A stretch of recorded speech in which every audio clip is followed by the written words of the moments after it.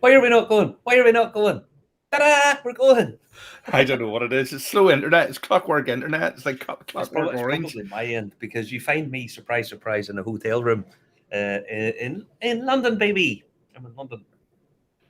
Right, lovely stuff. Working. The weather's good. That's the main thing. And The weather's a bit funny over here because every day it's been grey until about 2 o'clock in the afternoon, and then the sun just miraculously appears and everything's all shiny. So yeah, the weather's been a bit funny. Yeah. that's what it's like. That's what it's like over here at the minute. It's nice. Everybody's watching tonight. It's all working. I always know when people say hello, it's working fine. Evening, Sean. Evening to you. Evening to Thomas Jones as well. Good evening to you. Remember, if you're watching tonight, you're maybe having a barbecue. You're maybe just rolled in the door. Remember to comment, like, and share. We're live on Facebook, YouTube, LinkedIn, Telegram, Twitch, and Twitter, and wherever you get your podcasts as well. Justin, you know the way I normally have a couple of different whiskey selections here to have a drink with. I'm very limited in what I got tonight. The reason being, this is totally my fault. Obviously, I got caught on the hop. It dawned on me earlier on. I didn't actually have any whiskey at all, so I had to run get some whiskey for tonight because I was trying to get some dinner and it was late. Just you know what I ended up having to buy? Proper 12. No. Just Jack Daniels. So it's been a while actually since I've have Jack Daniels in the house, and it's one of those things I do actually quite like a Jack Daniels and Coke. I know that's sort of sacrilegious for people, some whiskey guys, but I actually don't mind a Jack Daniels and Coke. But I haven't had it on its own for quite a while, so I just took this little notion out of the very limited supply that I had this evening to pick up. I thought I'll get a wee Jack Daniels. Very nice, very nice. There we go. You've your Dunville's t-shirt on. Actually, Jarlath was posting pictures down at Dunville. It looked fantastic there today. The weather's beautiful. I was talking to the aforementioned Jarlath earlier on. He gave me a wee quick phone call. He's entertaining tonight, I think, and he's announced. Well, they put up today that they've actually got a few other casks for sale in the shop. So if anyone hasn't tried a Dunville's single cask, you really have to get one. They are all awesome, all amazing. Anyway, they're asking you, "Are you okay?" They're asking, "Are you okay?" Nothing ventured, nothing gained. You know, everybody's drunk Jack Daniels, and let's be honest, Jack Daniels is perfect for what it does.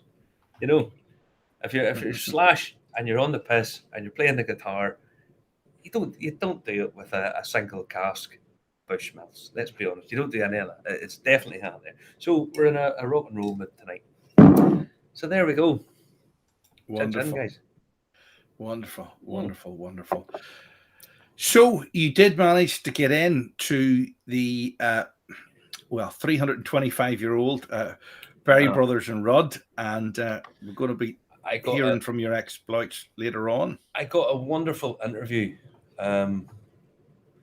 earlier on in the week, a couple of days ago. Really should have picked up stuff while I was there, but I was in a real hurry. I got to Berry Brothers and Rudd, and we get chatting to Joe Whitaker, the global brand ambassador. Lovely guy. If you're interested in history and heritage and spirits and the sort of development of the trade and all that kind of stuff, it's just an amazing place. It just is so cool. So we got chatting to them. A bit of a privilege to be. I got sort of some backstage access, if you like. Yes, it looked fantastic. It really did, because it's like it's like an Irish pub. It's basically is like Boyd's and Ballycastle. It is that old, isn't it? It is. You know. As he sort of talks about in the interview, the shop next door is a hatter's. You know, it's what's the name of a hatter? There's a professional. I think a Milner. Milner. Yes, a Milner.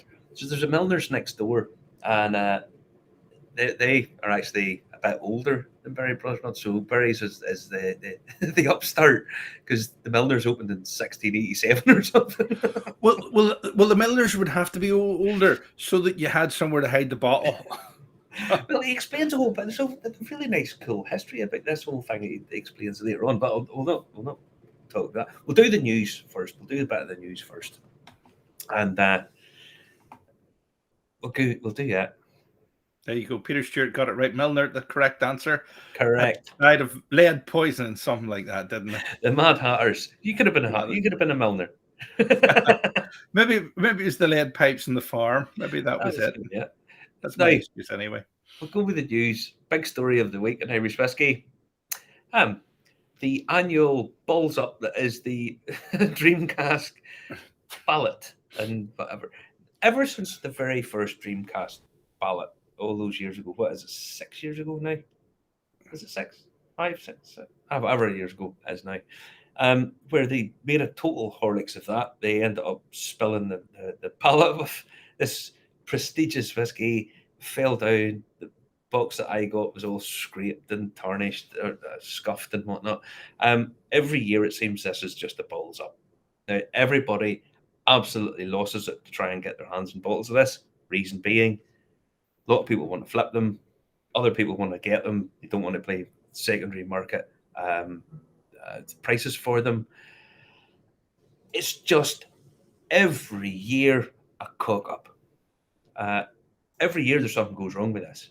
Now, a company the size of Irish Distillers, whose parent company is Pernod Ricard, who made billions every year, can't get this right. They can't get this right. This is an embarrassment. There's no other way of putting this. It's an embarrassment. Are you sure it isn't the PR people spinning it wrong every single time? It's not. How do you spin this wrong? People win the ballot. They bring up the letter that people were getting. Okay. They flash that up full screen for us. There we go. Yep. Right. Unfortunately, it was due to reasons beyond our control. As per our term, you failed to pay it. How do you fail to pay it when you have to give a card and they sort of prepaid take the payment? Now, they've admitted it was an issue at their fault, but how I fail to see how they can't mitigate this. They have enough money to pay proper professional team to get this sorted out. They know this is going to happen. They know that if they release 800 bottles, they're going to get 80,000 applicants. They know this. They take if you hire a car, you have to put down your credit card, and they pre-take the payment. Why do they not do that? Because everybody knows that the people who are putting down the card want a bottle. So what's the problem here? But every single year, it's a cock-up. And for what is essentially, would Dreamcast now be the big annual release because it's such a limited amount? I mean, Middleton, when they released the very rares, everybody loses it, but there's tens of thousands of bottles of them. This, you're limited to the hundreds. I gave my card details, Peter. I still haven't received any email telling me whether I've won, lost, got a payment, not took a payment, nothing, not a thing. It's a joke. And I could understand it if it was a small independent distillery that was overwhelmed. Overwhelmed and the site crashes. I mean, for example, take Irish Whiskey Auctions. But 18 months ago, they had the issue where at the end of the auction, their website got overwhelmed. They're a small group, small team who never expected it to do what it was asked to do. Irish distillers know what's going on here. It's just a farce, an absolute farce. And I don't really know what else to say. They pre-take the payment and then they don't allocate them. It's I don't know. I mean, you would know better than me what has went wrong here, but I cannot understand how this cock up works again. I don't really know. I mean, I used to work taking card payments, and I had a boss used to be able to predict the end of the card if we got it wrong or the machine didn't transcribe it right. But you'd like to think that they're stored. There's a pre-approved payment, pound put in and pound took out again, so they'll have the card details, and then whoever's processed wins. I mean, this isn't difficult. I mean, I was in a pub tonight, and okay, it's a bit of a chain pub. There's a few of them. I can go on my phone, take the QR code, order what I want, hit a button, it's paid for, and they deliver your drink in 5 minutes. And this is not rocket science. These days, this kind of thing can be done dead easy. I mean, I think is there 800 bottles of this? They only have to process 800 payments. So what the fuck's the problem? But there's maybe tens of thousands of people wanting it, Yeah, but they only pick a certain number who win. It's not. I assume. I hope and pray that it's done at random. So they only have to process a few payments, and it's right. the balls up. Maybe it's done the way the Americans do it, with a 1,000,000,000 chance. maybe it's a bit underhand, but I mean it's every. We don't know. We're only joking. We are only joking, but I mean it's for people who are really hanging out to get these. If you imagine you're a collector of the Dreamcast, and you really want it for your collection, and you don't want to be paying the flipper fee. You don't want to be paying it for something that's €580. You don't want to be paying €1,500 for it. That balls up. You get sent a letter saying, "Well, we couldn't take payment," as if it's your fault, and it's just cost you €1,000. It just leaves a very, very, very bad taste in your mouth. Not as bad as Proper 12, but it does leave a bad taste in your mouth. So I find it baffling that every single year this happens. There's something goes wrong every year. Well, there's Linda Cox. That's what people think if they keep on getting it wrong. Is it something more sinister? The cynic me wondering is there big money behind the scenes deals going on? You wouldn't know. Well, all I can say is I saw a sales docket the other day for a bottle in a cask, I should say. Irish distillers, the amount of money that they're charging for casks of stuff is, I mean, it's unbelievable. So there's no shortage of money, and they get the money, and that's what they're charging. So it's baffling. There you go.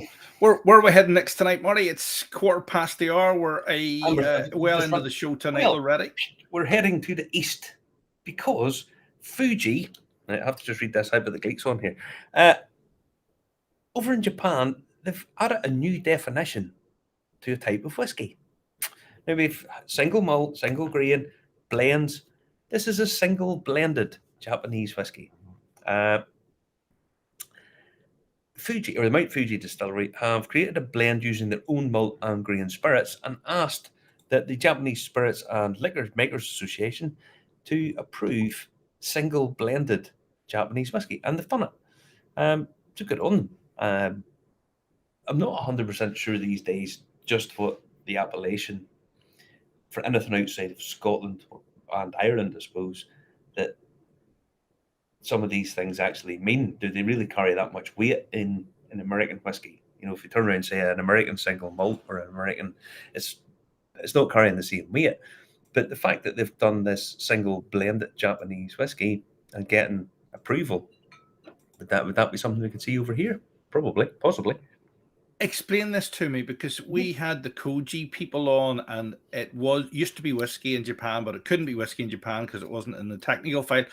How, if this is something new, has it been approved, or was there a technical file for this? Or explain it, because I don't understand how you can have a single blended Japanese whiskey. Well, what normally happens in a blend, if you take Johnny Walker take the malt content from one distillery, their grain content from one distillery, from multiple distilleries, their grain content comes from a different distillery, and they blend it up.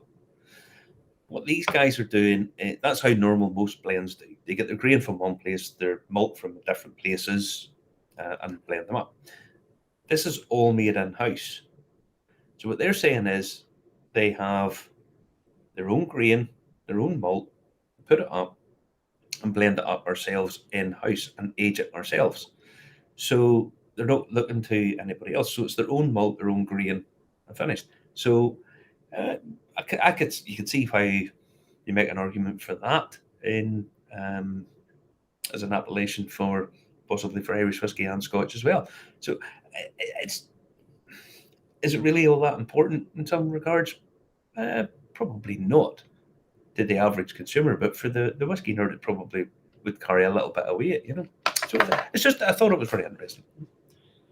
Yeah. It certainly looks. What kind of money would be in that, Marty? It's not all that expensive.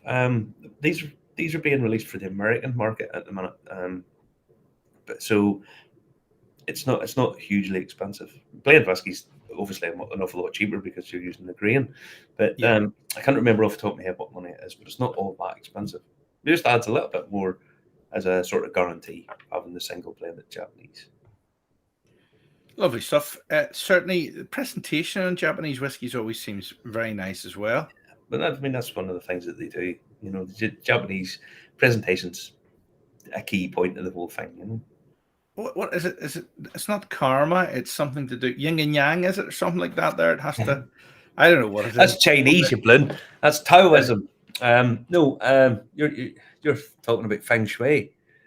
Yes, that's it. Because it even looks like the bottom of the bottle looks like Mount Fuji. Or is that my imagination? No, I think that's probably what they're aiming for. But feng shui is actually Chinese, so you're being racially, culturally insensitive there, Justin. All right, we may get blocked. All right, I'm not surprised. Yeah, we'll probably get TikTok blocked. Actually, it's sorry, President Xi. No, yeah, but we'll be talking to the Telegraph about getting blocked soon enough because they've uncovered revelations about people being blocked and cancelled and all. But anyway, yeah, surprise. But no, as I say, the presentation in Japanese things, they has to be presented right. That's why they pay X million yen for a melon that happens to look quite nice and comes in a wee box. That's what they do. That's what they do. But yeah, I found that quite interesting. Next up, Brexit. The reason I bring it up is there is a free trade deal with the Antipodeans, Australia and New Zealand, and they sent over a consignment of stuff from the UK. And among it was some whiskey. So they sent over Penderyn from Wales and Bushmills. Now, the free trade agreement will it removes tariffs on all UK goods to down under. Now, I give you the link. It tells you a bit more about it, a bit more detail, but it's a bit boring to be honest. But they sent over Navy Gin, Green Man Vodka, Fever Tree. They didn't send over any Scotch. They actually sent over signed copies of the Beano. But yeah, I find it interesting because the actual point of sending over Bushmills, it kind of highlights the point that Bushmills in the UK and will benefit from that deal. Other things that we all know Brexit has its ups and downs, and it's going to be a shambles for a while, you know. But we've met the girl that's responsible for that in Belfast at the whiskey dinner, and they seem quite proactive in marketing Irish whiskey made in Northern Ireland. Well, the thing is, anytime you've got a slight advantage, why would you not take it? You know, so you could see where the likes of Bushmills and Northern Ireland distilleries could really take advantage of this. You know, Australia's quite a big market. It's worth quite a lot of money. So yeah, it's growing. It's burgeoning. I think we hit a couple of percentage points in Australia, and it's a big continent, but it's not a big country. Not that many people live there. So, but they are quite affluent, and they do and let's be honest, they do like a drink. And it's batting above its weight. Even Belfast Whiskey Week, the amount of Tasmanian distilleries coming is immense this year. A few years ago, I met the girl who was in charge of the Tasmanian whiskey school, was it's called? A girl, Anne, and she was telling me this is years ago, and she was explaining about what's going on down in Tasmania, and it's fantastic, and it's great that they're actually coming to Belfast. It's fantastic. Wonderful stuff. Where are we heading tonight? We're heading to Kentucky. There's not an awful lot in Ireland other than Runton and Raven this week. We're heading to Kentucky, and Jim Beam because Jim Beam have released a 17-year-old bourbon, which is a hell of an age of a bourbon. But the key point of this, they claim that it captures the terroir of the Claremont region in Kentucky. Aged 17 years are 3 Kentucky compasses. Now, it's called Hardin's Creek. And what they're going to do is they're going to release 3 different ones from their 3 different locations. And you'll be able to taste the influence of the terroir. This is getting more and more of a poignant thing.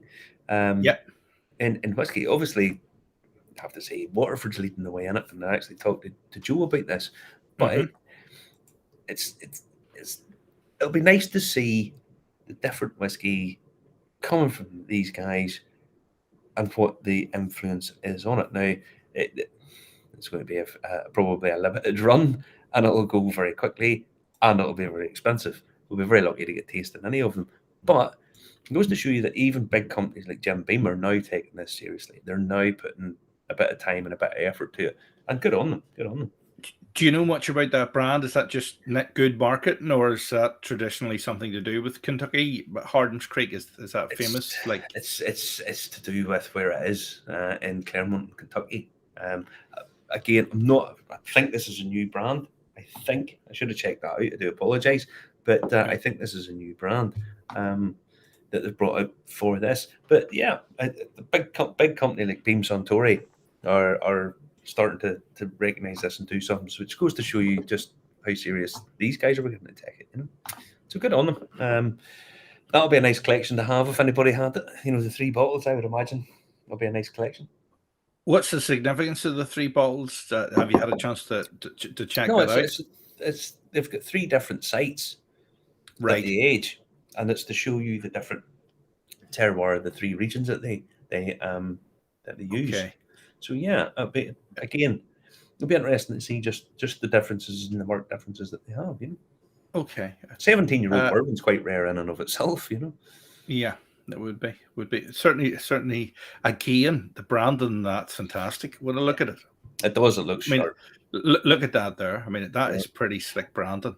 Yeah, and the label looks the label. Oh, I see what you mean. It looks like one of the locations is up the mountain and one's down the valley there, and that's thing there. The point. Yeah, I get the idea now. Yeah, that's the point. That's the point. But yeah, look, I think it looks sharp too.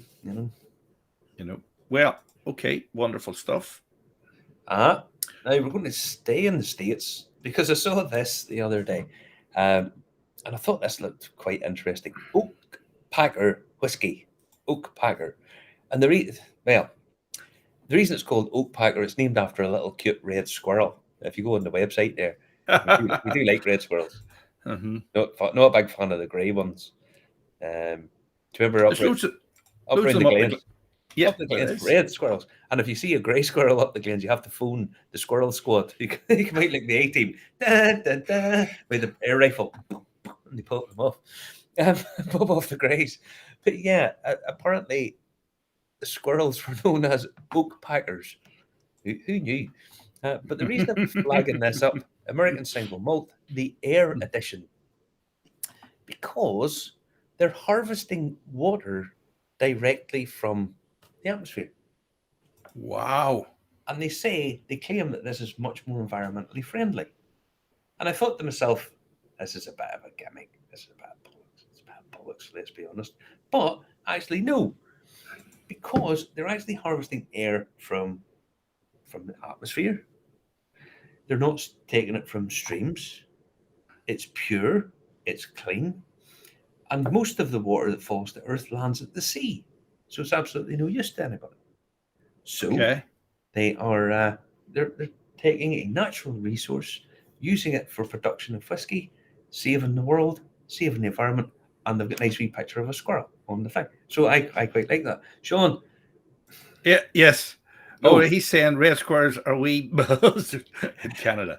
Yep, red squirrels are cute. Greys, not so much. So, yeah, we like red squirrels. They pop like this around the trees in Glenor. They do this at you all the time. So, yeah, I'm a big fan. But no, I thought this was, again, it's one of these innovations that it sounds a bit gimmicky, but actually, environmentally wise, it's a bit better than some of the other stuff that I've saw.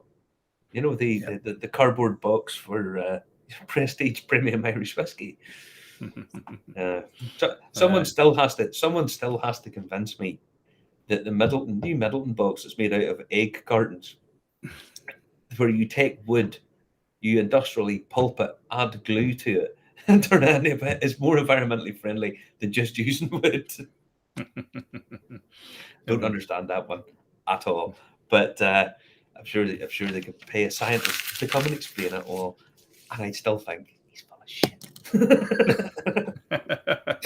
Anyway, I do laugh. So I am in London, and I meant to send you a couple of photos of some stuff that I took the other day, because I was in Harrods the other day, Justin, to see about a couple of bits and bobs, what they were doing, and what they were going to sell. But I forgot this. I've been rushed off my feet doing some work. But we went to Harrods the other day, and they have this for sale. A 27-year-old Middleton single cask in Harrods. Yes. £800 a bottle, Justin. So I would need your money for that. Right. But I had to explain to them that, there's a little shop in Belfast is also getting a 27-year-old Dreamcast, but it won't be £800. It's going to be more expensive. So they've been showing up with Willie Jack in Belfast. So All right. Excellent stuff. Lovely stuff. I saw this book in Harrods. Whiskey. Okay. A whiskey, the impossible collection of whiskey, the most exceptional and collectible bottles of whiskey. An unrivaled edition. Best-selling spirit writer Clay Resin imagines a collection of whiskey that includes bottles so expensive and rare that one could ever hope to assemble them all. From the best Scotch of the Scottish Highlands to Kentucky's finest bourbon, Resin's collection is unparalleled in scope and unmatched in excellence. How much is the book, Justin? I was going to say £1,000, and I was going to guess the book. I know. I do one, mate. So buy a book about your collection you can't actually collect that costs you £1,000. Yeah. But yeah. Lovely. Down in Harrods, they don't actually have that big a collection of whiskey. It's quite surprising how little they actually have. They have Armagnac, they have cognacs, they have rums. Their whiskey selection is really quite small. Did you get in to see the guys in Harvey Next? Did you? Have you been in there? No, I thought hadn't time. Didn't go over to see them over at Benjamin's in Harvey Nichols. But you're not in London at the minute, are you? Are you in London at the minute? Actually, you are still in London. Victoria Station, just right beside me here. I'm staying in the Hilton at Victoria Station. Quite nice. But yeah, I was going to say Harrods. It was quite unimpressive just how much whiskey they had. And in terms of Irish whiskey, they had very, very few bottles. They had a Barry Crockett Legacy, they had a couple of Bushmills, Middleton, obviously. And that was basically it. And then I got in touch with the guys over at Berry Brothers and Rudd, because their selection of wine, obviously, is what their forte is. But more and more, whiskey's playing a bit more of an active role in what they're doing. So I managed to get a run over and get chatting to Joe Whitaker, who's the global brand ambassador, and he gave me his tour, albeit a slightly condensed version, because we both had other engagements to go and attend. So we got in. He gave me an hour and a half of his time. I got to see inside, see some of the back of Berry Brothers, and I got to chat with him. Lovely guy, really nice interview. Here we go.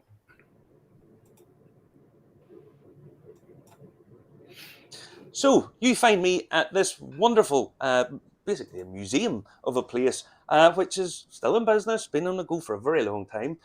We are at Berry Brothers and Rudd, and I'm here with Joe Whitaker, who is the brand new global brand ambassador for this establishment. Joe, thank you very much for letting me in here. Oh, more than welcome, and thank you for meeting me. Oh, no problem at all. Now, Berry Brothers and Rudd, how did this start? How did it come to be? So this year is we celebrate our 325th year anniversary. So we are still quite a young company, still trying to find our feet, some would say. So 325 years ago, we opened our doors as a coffee merchant rather than a wine and spirit merchant, Okay. which seems a bit strange. Like Starbucks. Yeah, very much like, yeah. 17th Starbucks. Yeah. Bit more wholesale than that, sadly, and not as comfy as seats. I All can right. imagine. Okay. Besides that, sitting on a really comfy sofa. And we were opened 325 years ago by a woman who we do not know much about, called the Widow Born. Okay. The Widow Born basically moved to the area, took a lease of number 3 St James's, where we sit today, and started wholesaling coffee to the new forming coffee houses and gentlemen's clubs around. Okay. Because back then, alcohol was not the flavour of the day. If you were part of the court, which we are, it's situated next to St James's Palace, the official home of the royal family. So if you were part of the court, you weren't meant to be seen drinking alcohol.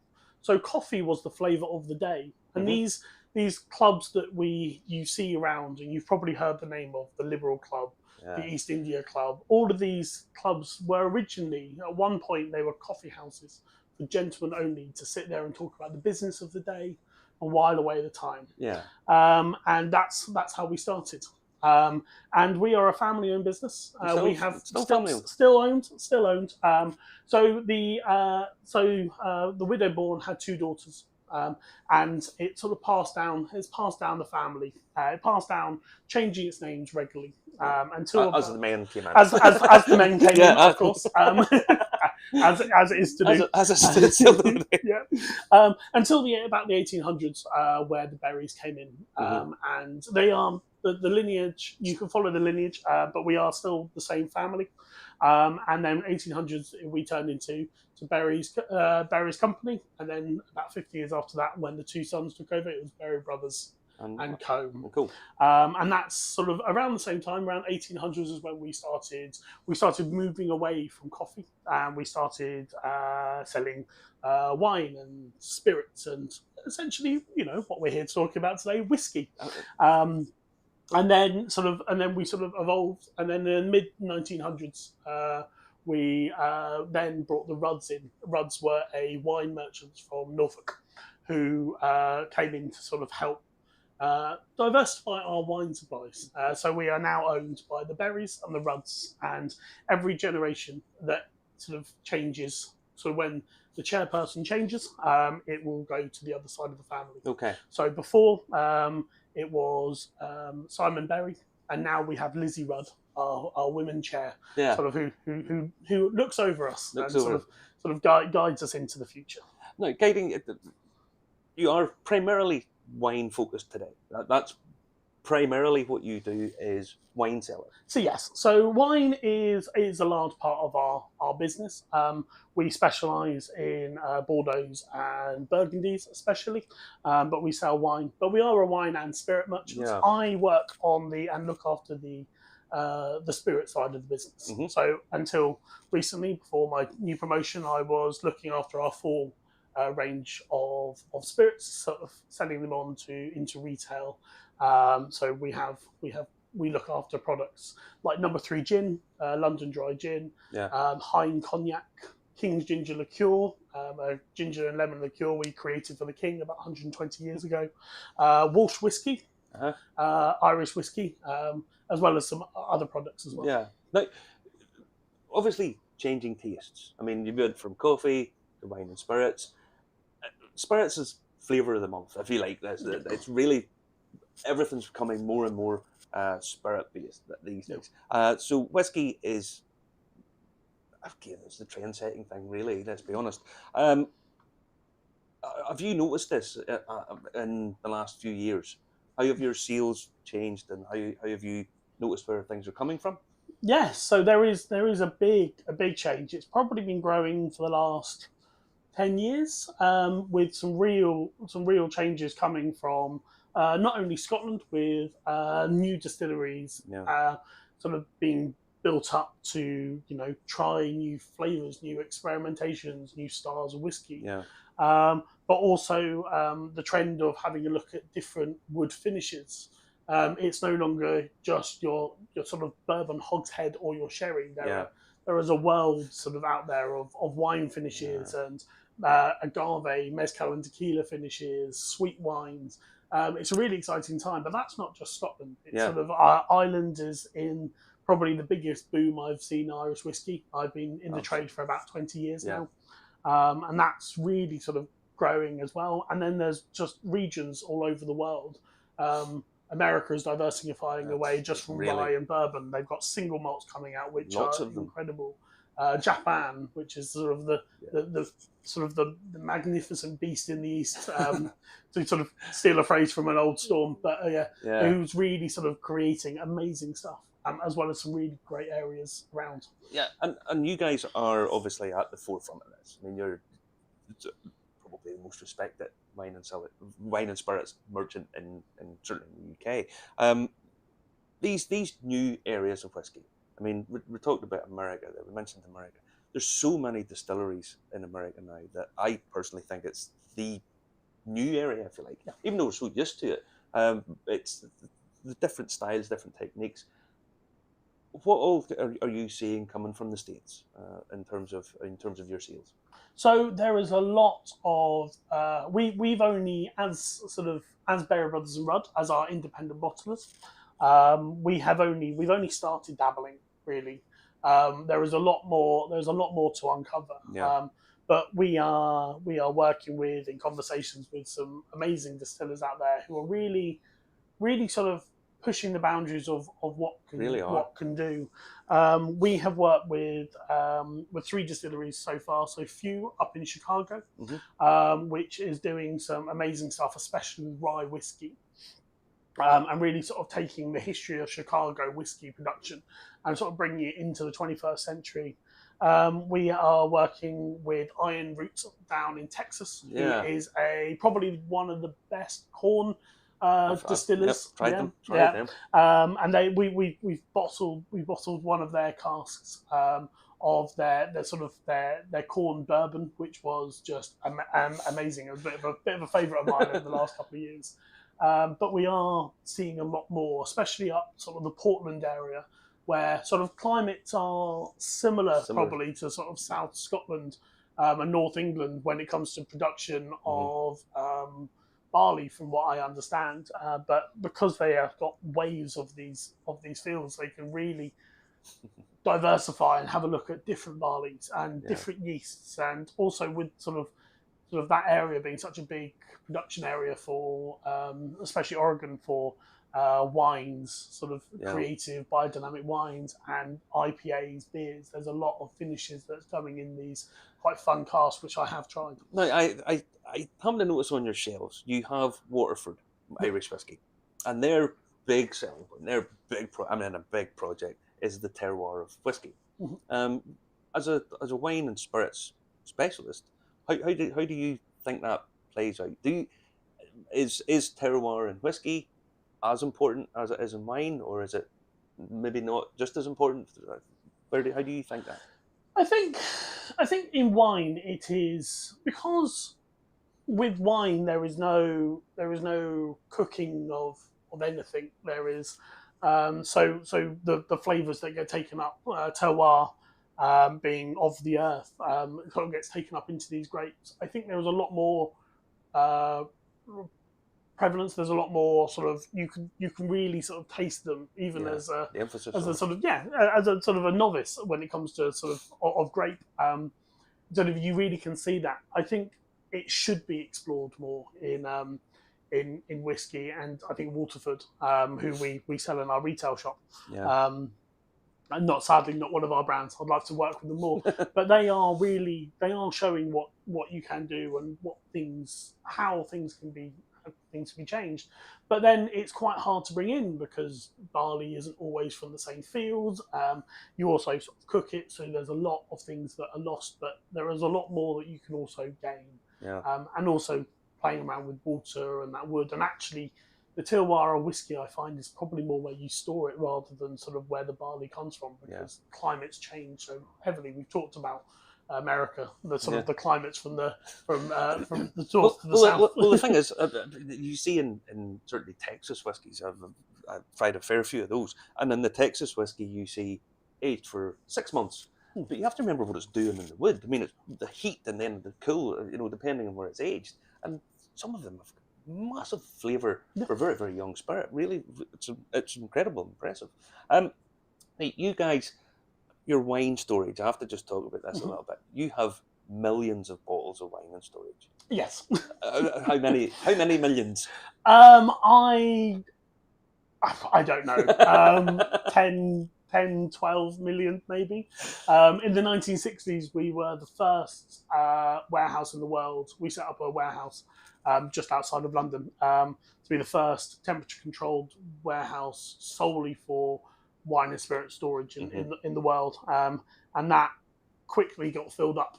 So we've got 2 or 3, and we've just opened our 5th warehouse now, which is our new one, which is trying to be the first ever power, self-sufficient power warehouse. Eco-friendly. So everything is, all power is being regenerated, solar panels, wind, and all this. So now, the reason I asked that, are you maturing whiskey? Do you mature whiskey yourselves? No. So we are. So as Berry Brothers and Rudd, as an independent bottler, we have relationships. Being older than most, almost all distilleries legally. There are some that we know have been around a bit longer. We won't name them. But we basically being based in London, we can't age Scotch or Irish whiskey here, because then it would lose the name, and that's one of the strong selling points. But yeah. So what I'm saying is, the English whiskies. This is another area that is really, really good. I mean, the likes of our friends over at Bimber, fantastic whiskies. Is there more demand now for English whiskies? Are you seeing that as a category? It's a growing category. It very much is, and it's absolutely a boom. So we are at the moment with our releases. We release quarterly releases. So we release 7 casks in the UK, and then another sort of 7 globally every 3 months. And we're really focusing on the English whiskies this year. So we've done. So we released a Spirit of Yorkshire, which sold out on our website in 25 minutes on the day of the release. It felt like we're working for a real rock star brand. It was really quite fun to watch. We've done. We're just about to release a. Just remember this order now. We're just about to release a Copper Rivet. Oh yes. And then we've got a couple more coming down the line, and that's because it is a real boom area. People are really looking for sort of new whiskies, especially in England. I think there is 14 distilleries at the moment selling. Yeah. But having done a Google sort of earlier this week, there are now 49 distilleries making and aging whiskey. Yeah. So give it a couple of years when these barrels have come to maturity. Absolutely. I mean, there's so many distilleries, and lots of them are very, very craft. They're not big producers. So there, as a guy said to me, it's easier to turn a dinghy than it is to turn the Titanic. So these guys are really flexible and move and do new things, different yeasts and different aging processes, all this kind of stuff. I mean, it's in some ways it's a bit like the Wild West. They can do loads of things, and it's really exciting times. Speaking of Titanic, you have a relation. You have a connection to the Titanic. I have to touch on this. So, yes, we do. Back in 1912, we were selling across the world. But one of our main customers was a couple of hotels out in Manhattan, New York, and we got an order from what I believe is the Waldorf Hotel. Where the famous Waldorf salad came from. From what I can see, I've actually found the ledgers in our archives, or I've been shown them, for mainly Veuve Clicquot champagne and Macallan whiskey. And we had this order, and we were going to just ship it across. So we talked to our shipping company, a company called the White Line Company. Okay. And we were like, "Oh, can we send it this month?" And they were like, "Oh, no. Hold fire a bit. next month we've got a much faster ship, so your ship will get there. And also, famous last words, you put it onto this ship with trust because it is the unsinkable ship. Ah, yes. That, as we probably all know the story. Don't spoil the film for anyone. yeah, Anyone yeah. who hasn't seen the film. All I'm going to say is there was enough room on that desk for both of them. Absolutely, absolutely. I had that Yeah. conversation with somebody yesterday. But yeah, so sadly, as we all know, it sunk, and it sunk to the bottom. And in our number 3, if you come into our reception area, our old shop, you will see a insurance document which describes the 69 cases of stock which did not make it to its destination. No mention of the lives lost or the boat that sunk. No. But I do think that they were probably well packaged and in the back of the boat, because that's where the freight was. So somewhere 2 miles underneath the Atlantic Ocean is. Can you imagine at auction what a price of a Macallan found on the Titanic would be worth? Well, I keep trying to do a crowdfunding to get me down there. I really would. I promise I will share one of the bottles. Yes, that would be a nice find. That would be a nice find. Speaking of investment or auction prices for whiskey stuff, the secondary market now is huge, and you guys do wine exchanges. Yes. You do that. Have you started doing whiskey? Something you might see yourself doing?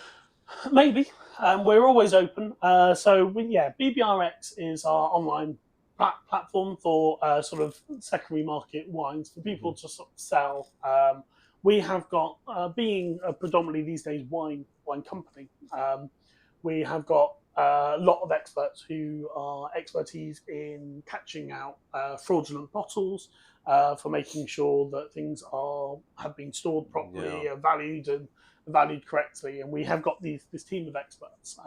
Sadly, as we probably all know, that wine and spirits don't cross over particularly well when it comes to especially these sort of expertise. So maybe one day when we build a team to start noticing the bottles. I mean, unfortunately for wine, there is fraudulent bottles out there. And we hear more and more of this happening in spirits, more and more, especially in the States, like with Pappies and stuff. But in terms of the prices, I mean, you guys, although you're this sort of famous world institution, your prices are actually really very reasonable. Your own bottling, your independent bottles, do you have Irish whiskey? What do you have under your own brand? So we have our Irish whiskey wine. We have our classic Irish single malt, which is part of our classic range, which is our sort of explorational range for people to come and try new areas. And that is £45 for a single malt Irish whiskey. No, sorry, £40 for a single malt Irish whiskey. And very good it is too.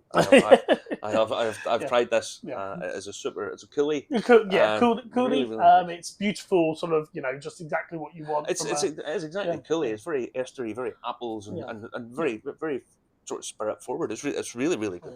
Really good. Apples and cream is really what you get from it. It's stunning. And we have done a couple of Irish whiskies in the past. And it is a category that we are looking to sort of grow now that there's a real boom also in sort of Irish distillers with sort of you going from your 4 distillers to you're in your 50s now. It's hard to keep track because there's some pop up and you go, hang on, never heard of those before. Exactly. So I think there's over 50 now, and growing. Now where you're located is we're just across the road from St James's Palace at the top of the Mall. You guys still supplying the clubs and all the gentry around here? Yeah. So we are still supplying some wines and some spirits to these clubs. We are also a royal warrant holder. We have 2 royal warrants, which are, well, as we will guess, they're currently being updated.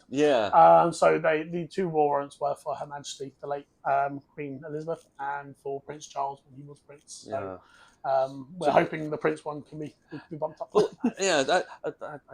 I've heard on the grapevine, and I'm not privy to all of this information, but I have heard there's going to be 4 royal warrants so they're going to have King, the Queen, and Prince and Princess of Wales, or all 4 of them going to be able to issue. You never know. We're going to need a wider bottle if that all goes well. Touch wood. if Kate pops over in for a few balls for having a party, you never know. Now your scales out here. Tell me a bit about the scales. because this is quite fun. I should have brought Justin. You'd have needed a bit more of Yeah. a. Yeah. So tell me a bit more about later in the book, the scales. So when we converted from being a coffee seller to a wine and spirit merchant around 1800, well, 1762 was when we started the change. We had some scales which we used for, well, of course, weighing out coffee, but we don't sell wine or spirits by the weight. So what we did is we diverted and we became the first non-medical set of weight scales in London. And our customers that came in to buy their weekly wine and spirits could get themselves weighed. Uh-huh.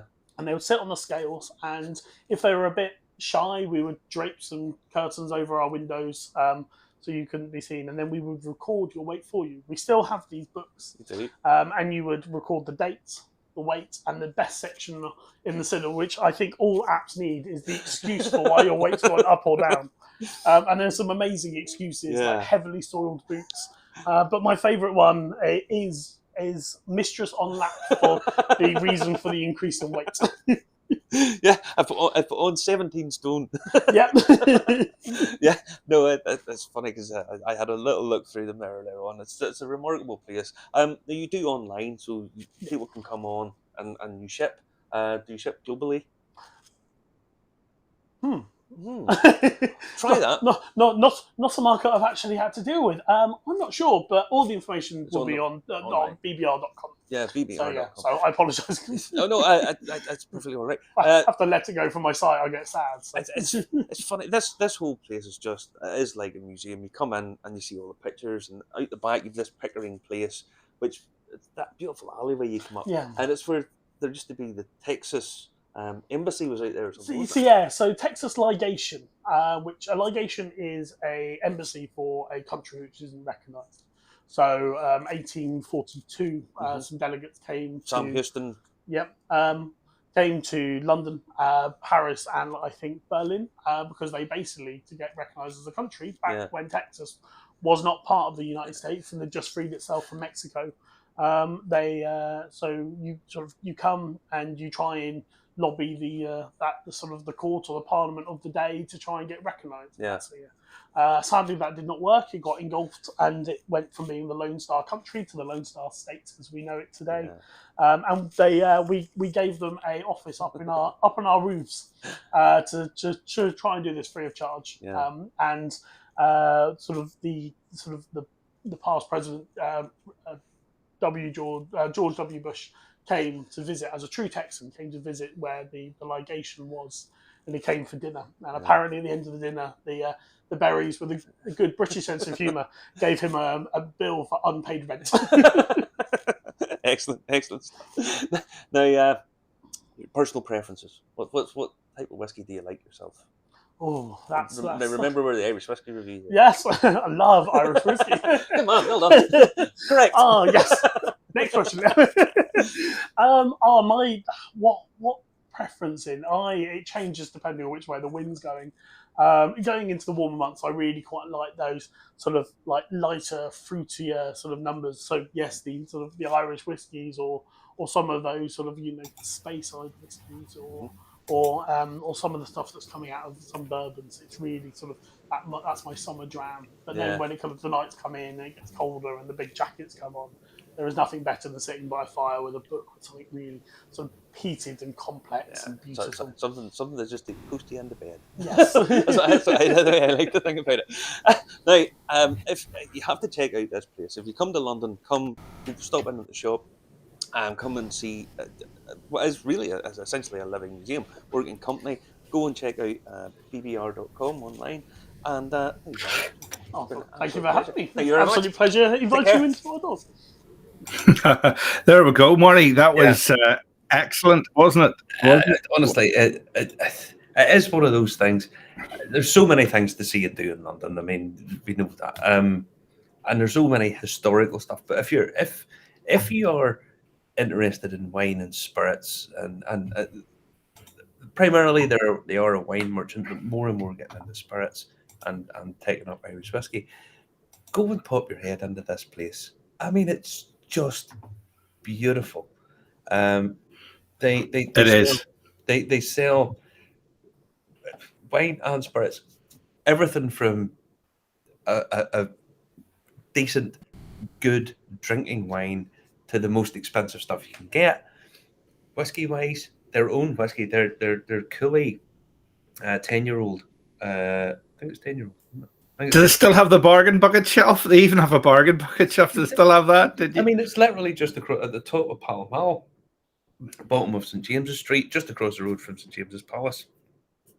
And there, you go in, and the guys behind the counters are experts. I mean, it's their knowledge of what they're purveying, what they're selling, is unbelievable. And you can chat to these guys. They are easy to talk to. Do you remember whenever we used to go into shops and you talk to experts? And okay, things were a little bit more expensive, but it was a joy to talk to these people.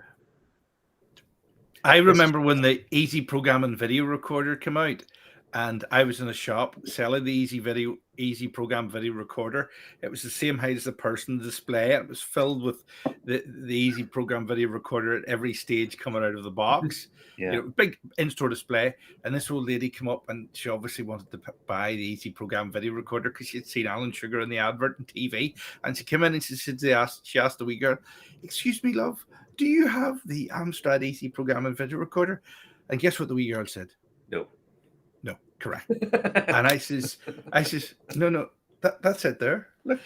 But because I didn't work there, the old lady walked away off and didn't buy it. But yeah, it's just bizarre that, I mean, we go on Amazon now and we kind of think that we're the experts. We kind of think that we are, we can go on and check a review of other people.